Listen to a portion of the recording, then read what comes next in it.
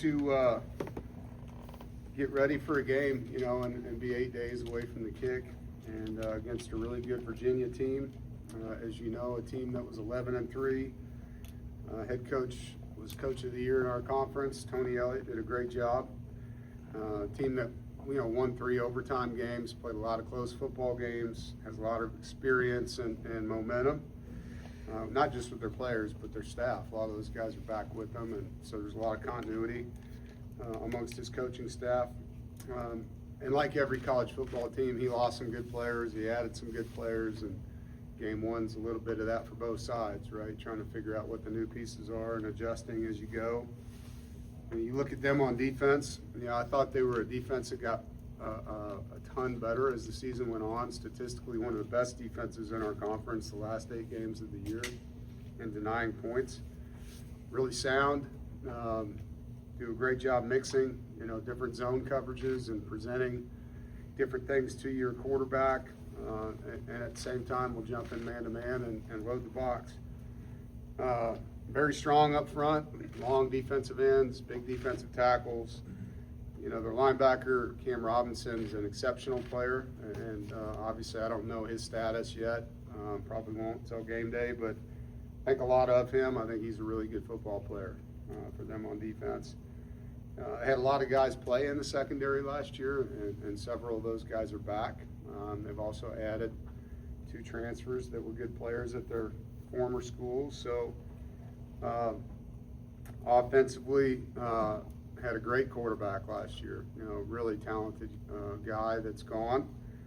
But a lot of the other pieces are back, and one of the better offensive lines in our conference, if not one of the best.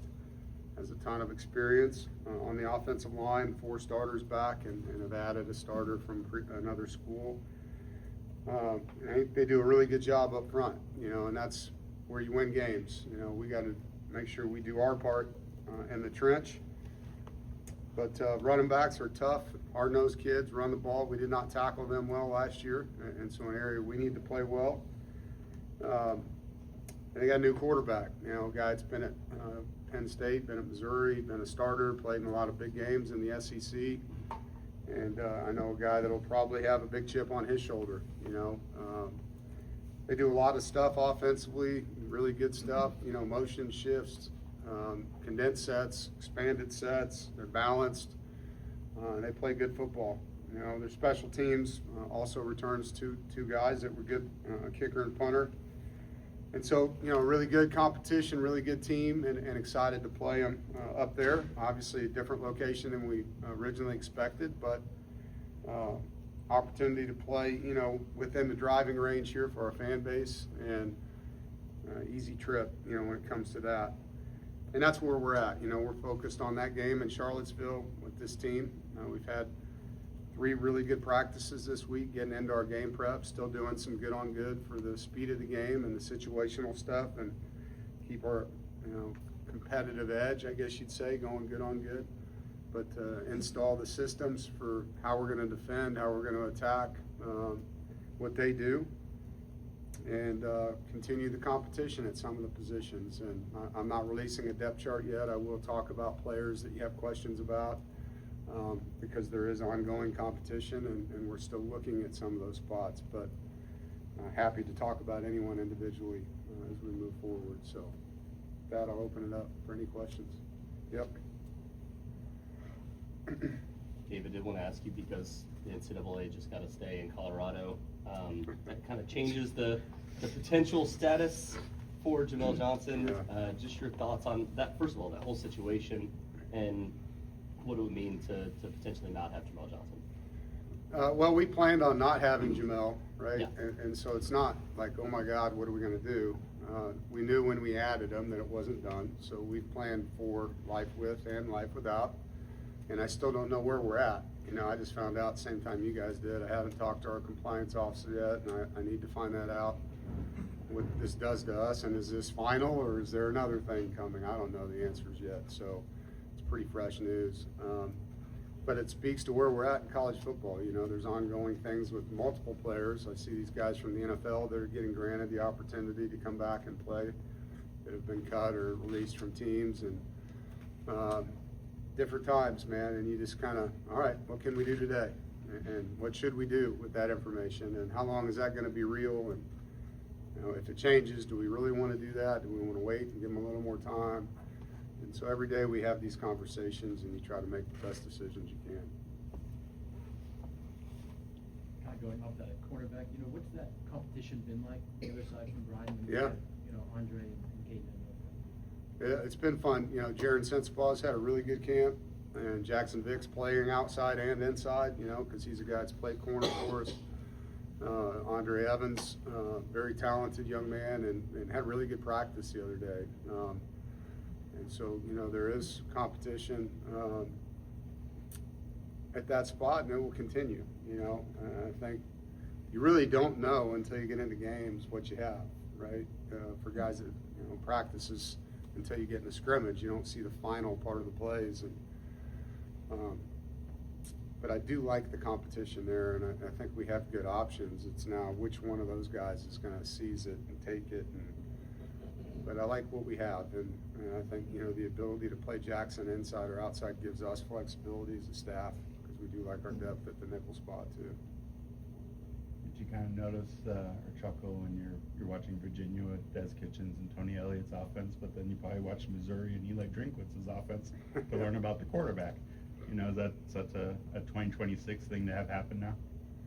Well, you know, been coaching a long time. There's a lot of coaches across the country that I've worked with, so it's not new to be in a game where there's someone on the other sideline that used to work with you or you worked for them, whatever it is. So really don't think about it.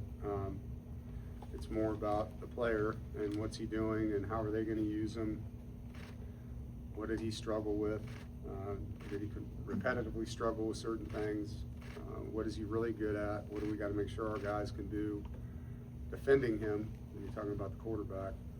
But it's not the coach that we're looking at in that situation, it's the player. And so then you go back to last year and you watch their quarterback, man, was he a good football player? And so, you know, what are they going to do the same? What do we think might change? You know, you're guessing in some ways, but you're, you know, educated guess because you're watching a lot of film. Dave, I want to know, like, in the past, have you ever had a situation where competition wasn't settled by the first game? And Oh, yeah. how did that impact the substitution patterns and how the first game went for you guys moving forward? Yeah, I mean, there's a rotation at some positions naturally. So defensive linemen, you're going to see that. And then whoever's the biggest playmaker that doesn't make the most mistakes will start the next game, and that will continue. You'll see it at receiver. You know, we have some guys we need to see on game day, and they've done certain things in practices, but, you know, who rises on game day a little bit and becomes bigger than he was in practice, right? We'll see that at tight end because we have some new guys in there, and who's going to get more reps than who, and how are we going to use those guys as time evolves. But that's pretty standard the first 3 games when you have new players that haven't played in games to have a little bit of a rotation there until you see who's the most advanced on game day.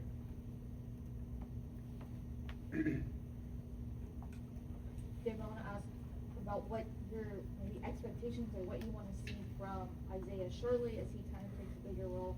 And second part, what's it been like to watch him grow into such a community service-minded kind of guy? Yeah. Well, you know, with any of our defensive interior players, you want to see disruption. You want to see them not just being in the right gap, but destroying blocks and getting off of blocks and making plays. It's a pass play, getting into the backfield, and whether they're sacking the quarterback, making him move, or forcing an early throw, getting their hands up, tipping balls, chasing the football. Like, you just want to see a disruptive guy in there, and that's what we need from him. We need that experience and the energy and all the things that he has about him to show up on game day, and it's the same for the guys that are in there with him. As far as him in the community, I mean, he was the only football player selected as a finalist for the Arthur Ashe Award, and that goes for all student athletes, male and female. Pretty amazing. It says a lot about what he is. You know, he's a special human being, and so he has a lot to give back. You know, when you look at his story, and I know he'll tell it better than me, but he's just an amazing young man, and I think what he can do for our community, any community that he's in, his platform, he understands how to use it, and he does a lot of very positive things. Dave, you said last week pretty confidently that it's when, not if, this team can get to 10 wins under you. I wanted to ask, I mean, we haven't had a chance to see a lot of these guys together now at this point, but what makes you confident that this team has a chance to do that? That's what's funny to me about you guys. Like, you think that I think we're gonna lose 8 games or 5 games, or like, we think we're gonna win every game, every year. Like, that's just how we are as coaches. Like, we don't get into a game thinking we're gonna lose this one. Every game we think we're gonna win. And so when someone asks me that, yeah, of course I believe that. If I didn't, then I wouldn't be a good head coach. And so that is what I think. It's what I've always thought. And what you think in the preseason doesn't mean that you're picking the results at the end of the season. We got to earn it, you know. What do I like about this team that gives me confidence? I like the leadership of this team. We have guys on both sides of the football that have words and action. They say the right things and they do the right things. And they know how to communicate with each other. They know how to demand things from each other. And there's multiple layers of it.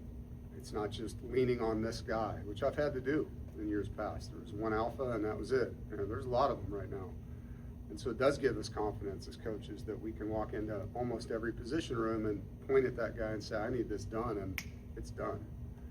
And so that gives you confidence as a coach. It's no different when you talk to your staff. If I say something in my staff room, I expect it to get done. You know, if I tell the running back coach or the O-line coach or whoever it is, I need this done, I don't want to have to double check that it happened. Well, that's how it is with our team right now. Like, they're a team of action. And so that gives you as a head coach a lot of confidence. Going off leadership, Popo is the only newcomer that was named captain. What stands out to you about him as a leader, and how has he kind of changed the defense's mentality, or kind of, added to that coming in from Miami?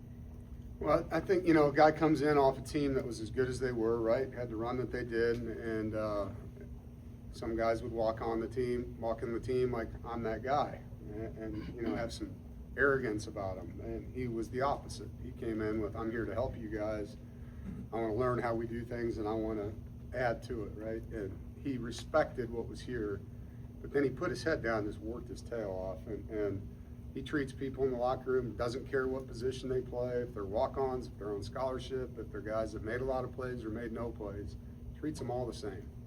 And I think guys like that work hard, that have humility, get a lot of respect. And that's who he was. And then he had to get on the field and play good, because that's another part of being a captain. Like, you don't get votes for that. You're just a good guy, And he went out and played well. And he's tough. And get into the workouts. He competes. He commands. He demands things, and he does it in the right way. So when the players vote for you like that, it's obvious, right, that you've done a lot of good things. So we're excited he's here, but proud of him, and the way he's handled the move.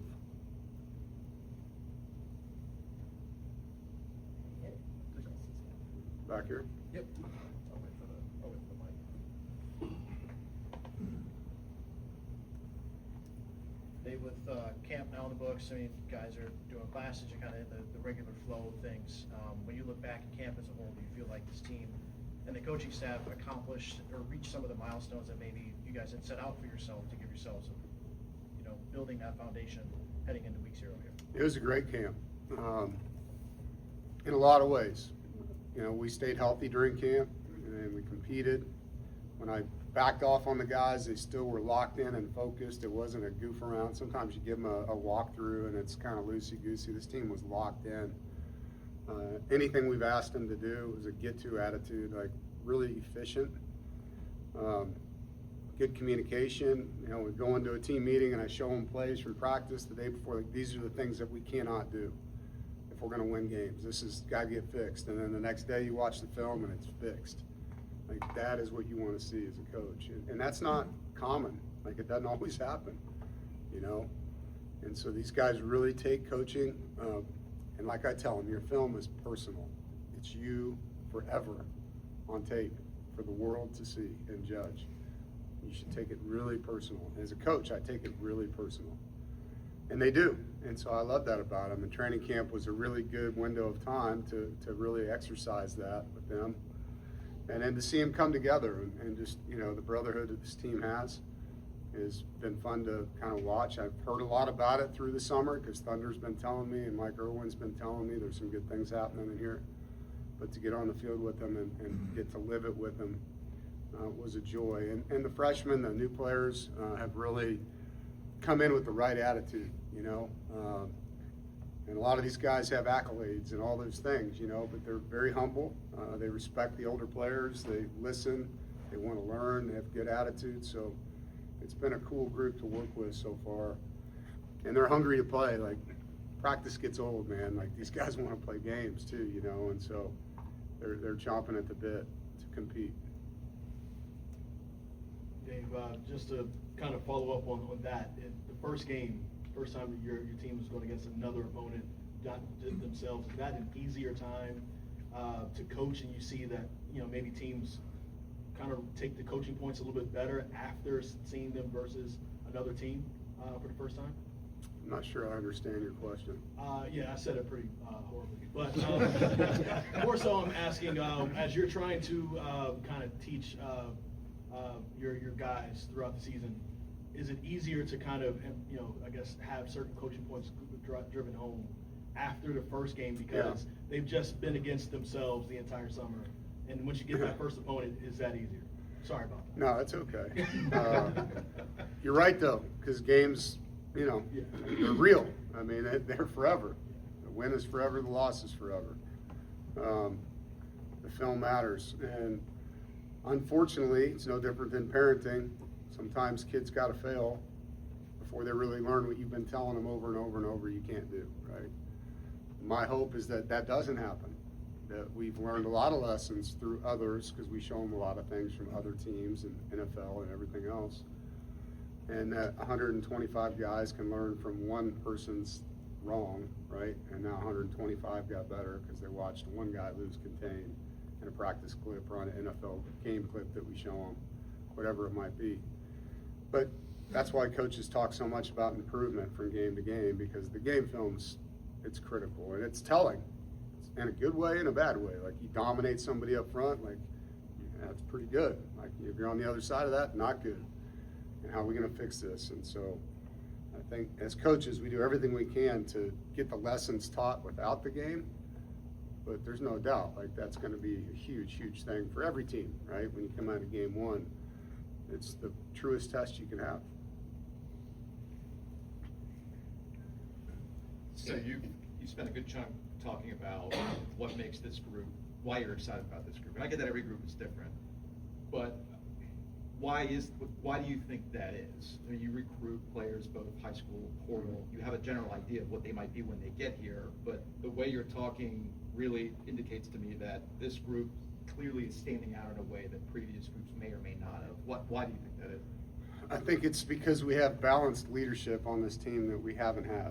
I've had an alpha quarterback and a young defense, or an alpha linebacker and a new quarterback. Like, we actually have that on both sides of the ball in key leadership positions right now, and it's healthy, right? You have a third-year starter quarterback, you have two linebackers that are alpha dudes, okay? I haven't had that, you know? We had Peyton Wilson with transfer quarterbacks, okay? And so to have what we have in the key leadership positions on both sides of the football directing traffic is really new ground. You got blessed by Noah Khan at the concert, so that was good. Right. Right? Smart move by him, right? Know where you're at. Yeah. You've gone through a lot of uncertainty with K-Tron's case throughout the offseason. What's it like for you knowing that you can play at least for the first game? At least for the first game, yeah. I'm excited for him, man. He is, if any of you have spoken to him, he is an awesome, awesome human being. He's been through a ton. If anybody deserves a break, it's him. Man, he's been through a lot.